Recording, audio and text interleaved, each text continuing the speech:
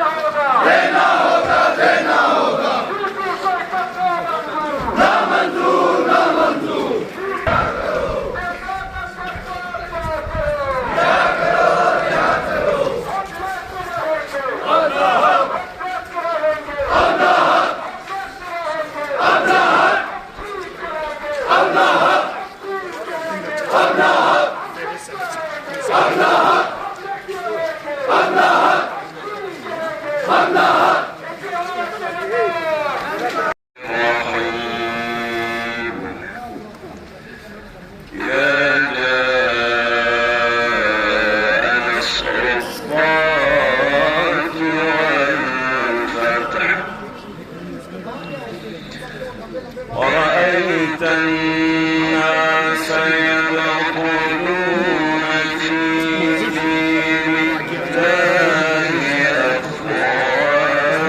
أفواجا فسبح بحمد ربك واستغفره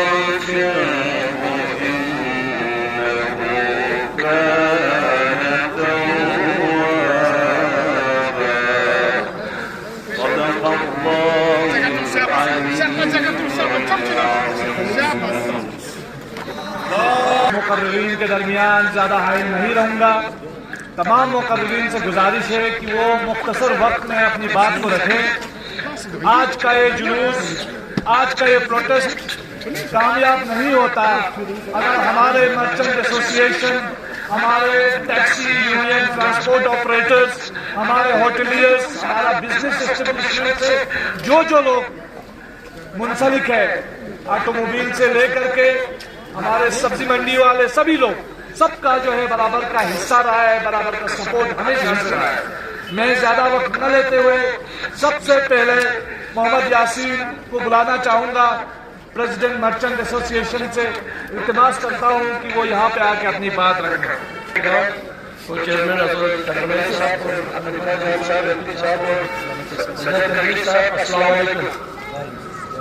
मैं यहाँ करने के लायक बात बनना तो नहीं हूँ, मगर मैं अपना थोड़ा हमारा एसोसिएशन का थोड़ा मसले है उसको भी थोड़ा रखाऊंगा यहाँ पे।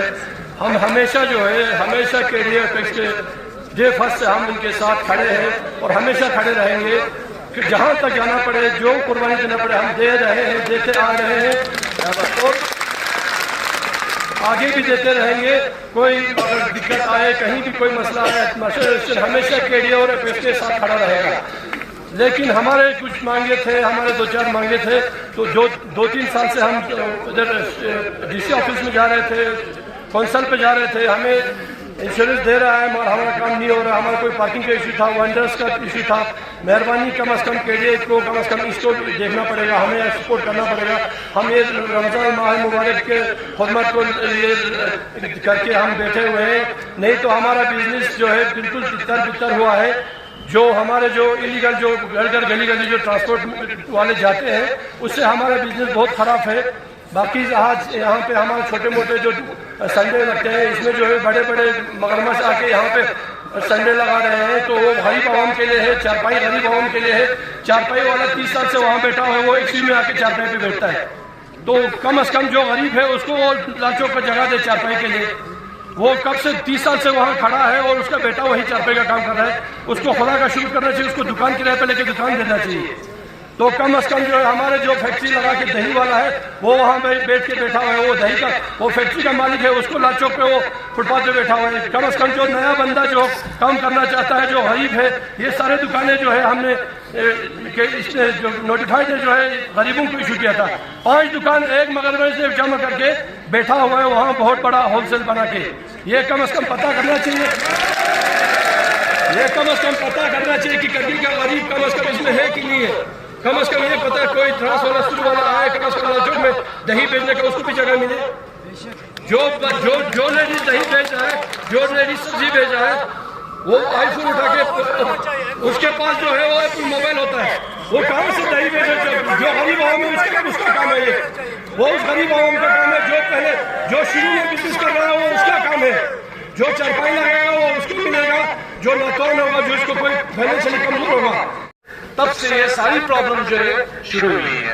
मैं ज्यादा टाइम नहीं होता, तमाम मुकर्रमीन से गुजारिश है कि वो वक्त का खास ख्याल रखें। हमारे नए एपेक्स बॉडी के legal adviser Baradar advocate Mustafa साहब हैं, बरादर एडवोकेट मुस्तफ़ा हाजी से गुजारिश करूंगा आप आए और अपनी बात रखें।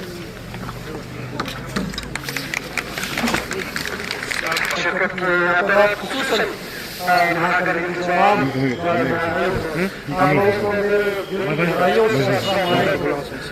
और जैसे कि आप सब जानते हैं मैं इस चीज़ को मुख्तसर करूँगा और कुछ ही चीज़ों पर फोकस करूँगा तो दैट हमारी इसमें ज़्यादा क्लैरिटी है। जैसे कि हम सबने देखा है, किसी शायर ने बड़ा खूब कहा है कि उज़्र आने में भी है और बुलाते भी नहीं, 22 से तर्क मुलाकात बताते भी नहीं।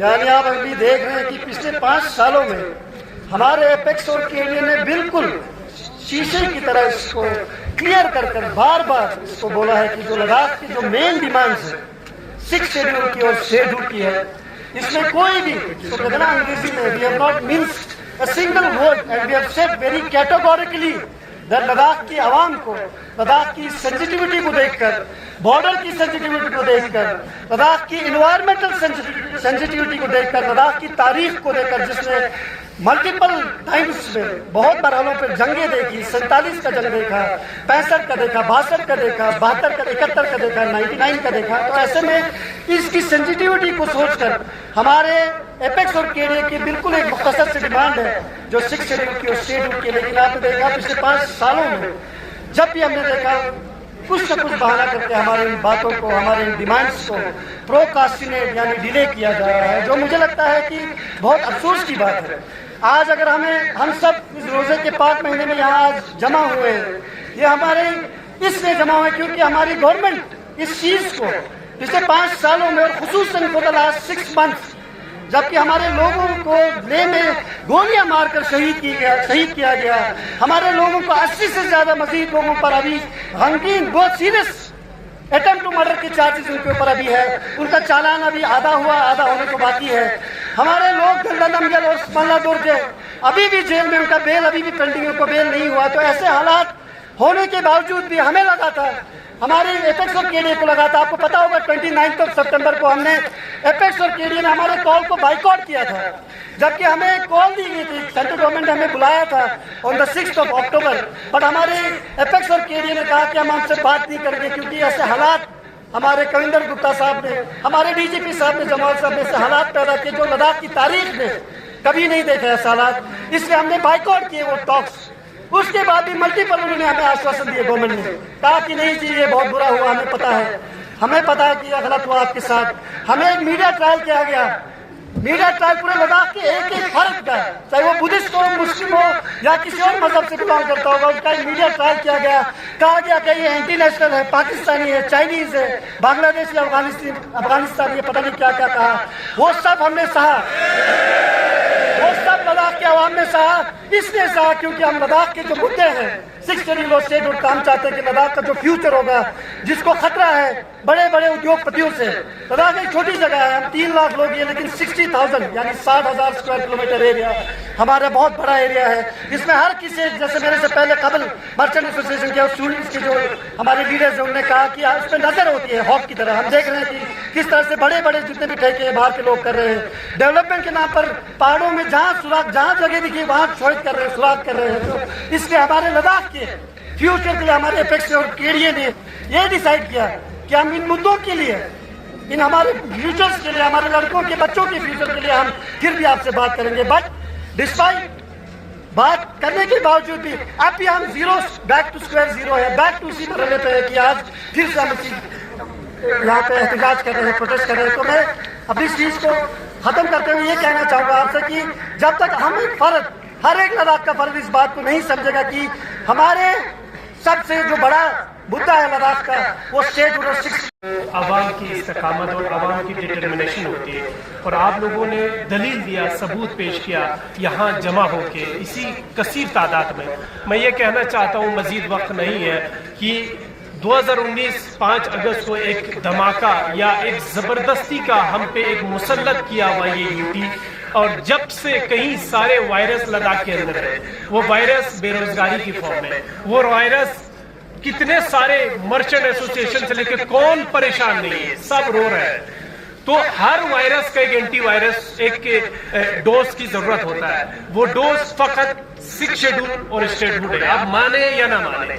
हम सबका अपने अपने कई सारे ग्रीवेंस से कई शिकायतें हैं। जहां तक मुझे अंदेशा है, मुझे ऐसा लगता है कि सरकार कहीं ना कहीं हमें तारीख पे तारीख दे के हमारे लद्दाख की जनता के बीच फूट डालना चाहता है। वो सबकी ग्रीवेंसेस को लेके कहते हैं कि देखो इनके अलग इश्यूज है, इनके अलग इश्यूज है, लेकिन हम सबका ऑनेस्टिक एक बहुत बड़ा डिमांड, जिसको लेके हमारी सिंसियरिटी दिखना चाहिए, जिसको लेके हमारी सीरियसनेस दिखना चाहिए, वो इन्हीं 2 इश्यूज को लेके अगर हम आगे बढ़े तो हमारे सारे इश्यूज दूर हो सकते हैं।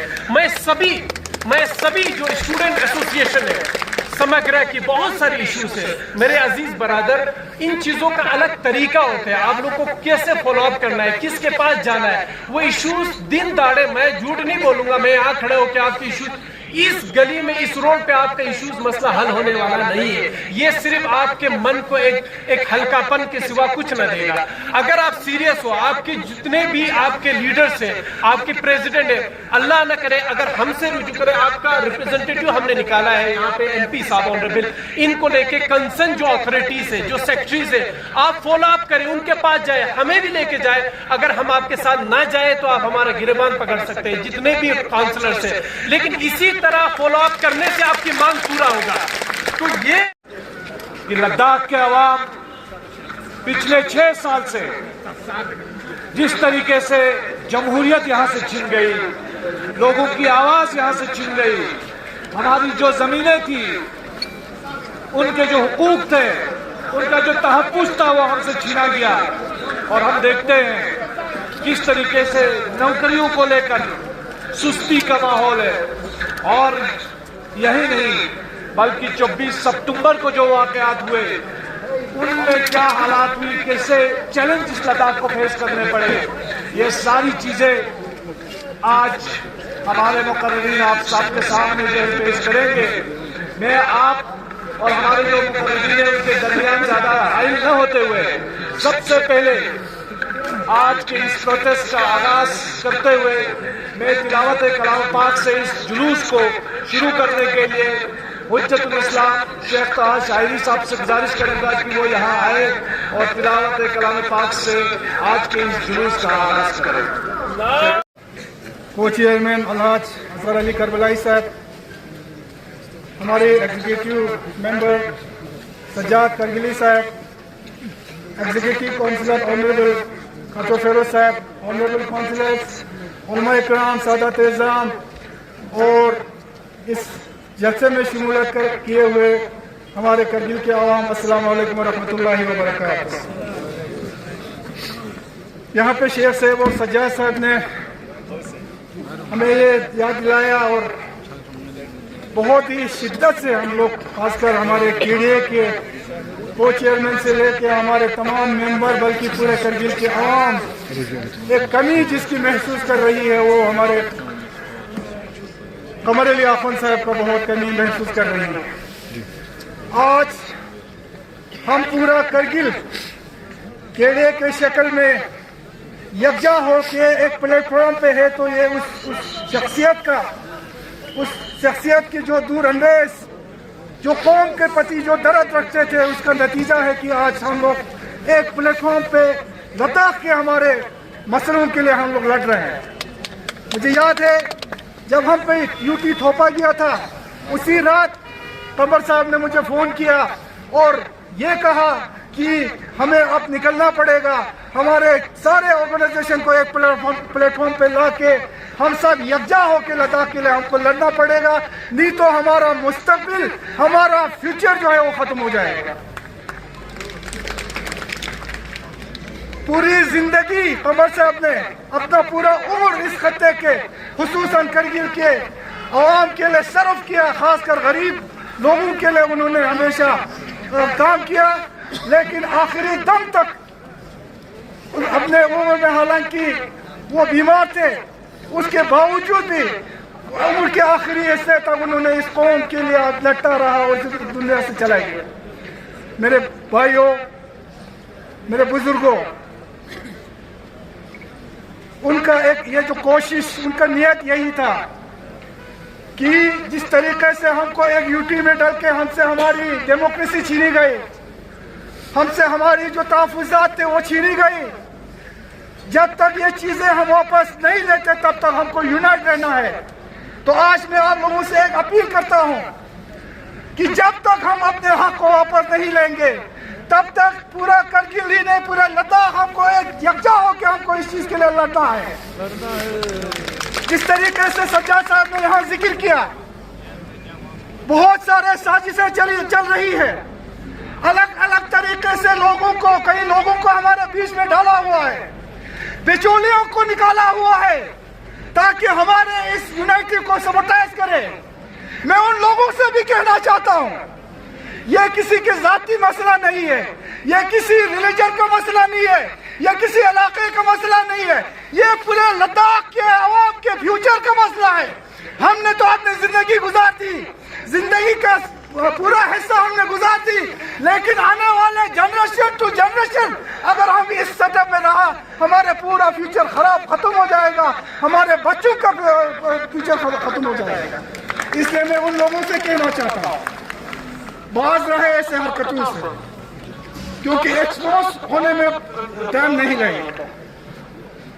लद्दाख के आवाम को, ये लद्दाख के जो इश्यूज है, इसका दर्द जो है वो दिल में ऐसा लगे हैं, अगर जिस दिन एक्सपोज हो जाएगा लद्दाख के आवाम, करगिल के आवाम तुम लोग को सही तरीके से नहीं छोड़ेगा। लिहाजा जो भी हमारे पार्टी हो, जो भी लोग हो, जिस तरीके से भी लोग हो, हमारे इस यूनिटी में शामिल हो जाओ। हमारे लद्दाख के जो फ्यूचर के लिए जो हम लड़ाई लड़ रहे हैं, इसमें शामिल होके यकजा होके जो है हम इस लड़ाई को लड़ेंगे। हमारे बुजुर्ग हमारे से जनरेशन टू जनरेशन में हमारा कुर्बानी रखी है, और आज हमें पता है कि इस लद्दाख को अमन रखना, इस लद्दाख के अमन फिजा को मेंटेन रखना कितना जरूरी है, इसका एहसास लेते हैं। इसलिए हमेशा हमने पीसफुली जो प्रोटेस्ट किया है, लेकिन हमारे सब्र का इम्तिहान जो है कहीं ये अमन एहतिजाज, जिसकी कोशिश में हमारे लीडरशिप, हमारे उलमा हमेशा लोगों को ये कहते हैं कि हम, हमारा जो लद्दाख के आवाम एक अमन पसंद आवाम है, हमें अमन कायम रख के हमें काम करनी है, लेकिन जब सब्र का इंतहा जब खत्म हो जाती है तो उस वक्त फिर ये चीज का पहुंचेगा हमें अच्छा नहीं। 16 मार्च को रिलीज किया, आपको पता है 24 तारीख को जब घटना घटी, हमारे लद्दाख के सोनमर्ग के समेत बहुत सारे लोगों को अरेस्ट किया गया, जेलों में डाला गया। 4 नौजवान हमारे लद्दाख के, उनकी जान चली गई, कई लोग जख्मी हुए। तब से लेके एपेक्स और केडीए की लीडरशिप, संसद से लेके सड़क तक, गवर्नमेंट से लेके यूटी एडमिनिस्ट्रेशन तक हमने इनके लिए, इनके हक के लिए लड़ा, आवाज उठाई। आज 16 मार्च को रिलीज किया, लेकिन 2 लीडर हमारे लद्दाख के अभी भी जेल में हैं। उन लोगों पर जिनके ऊपर केस डाल के जो जमानत पे बाहर, अभी भी उनका केस चल रहा है। और जो 4 लोग देखा अपनी आंखों से हजारों करगिल के आवाम का उमड़ता हुआ सैलाब केडीए और एपेक्स के काल पे आज यहाँ जमा हुआ है, और इन्होंने ये बतला दी कि हम यूटी एडमिनिस्ट्रेशन हो या एमएचए हो, किसी के दौंस दबाव धमकी में आने वाले नहीं हैं, और अपने जो आईनी हुकूक है, आइन ने जो हमें हक दी है, जो जस्टिफाइड हक है, जो जेन्युइन डिमांड्स हैं स्टेटहुड और 6 शेड्यूल से कभी हाथ उठा नहीं लेंगे। जो कुछ भी इसके लिए बन पड़े, हर कुर्बानी के लिए लद्दाखी आवाम तैयार है, और उसमें पूरी लद्दाख आज एक आवाज़ है। आज का ये सुनहरा पल बहुत ही खूबसूरत है। यानी फिर एक बार एडमिनिस्ट्रेशंस के सारे काली करतूतों पे इन्होंने लीक पोत के अच्छी तरह से बतला दी कि लद्दाख में आप फूट डाल के अपनी हुकूमत नहीं कर सकते। लद्दाख की एक ही आवाज़ है, लद्दाख मुत्तहिद है, लद्दाख मुत्तफिक है, एक ही आवाज़ है, वो स्टेटहुड 6 शेड्यूल फॉर लद्दाख। और जो भी डिटेनीस हैं उन सबों से केस को रिवोक किया जाए, इंजर्ड को डिग्निफाइड कंपनसेशन दी जाए, मार्टर्ड के फैमिलीज के साथ इंसाफ किया जाए। जी जी सर, आखिरी सवाल आपसे यही रहेगी, खासकर बातचीत को लेके, अगर जो है फिर से एमएचए की तरफ से कॉल नहीं आती तो क्या बातचीत के लिए तैयार है। हम हर वक्त बातचीत, तकरीबन 15-16 राउंड हमारी बातचीत के ख़त्म हो चुके हैं, लेकिन ये एमएचए है जो हमेशा हरदर्मी दिखाई देता है। ये एमएचए जो डेट पे तारीख पे तारीख दे के टालता रहता है। हम हमेशा खुले मन के साथ, खुले दिल के साथ एपेक्स और केडीए बातचीत के लिए तैयार है। आज भी हम खुले दिल के साथ बातचीत के लिए तैयार हैं। Thank you. बहुत बहुत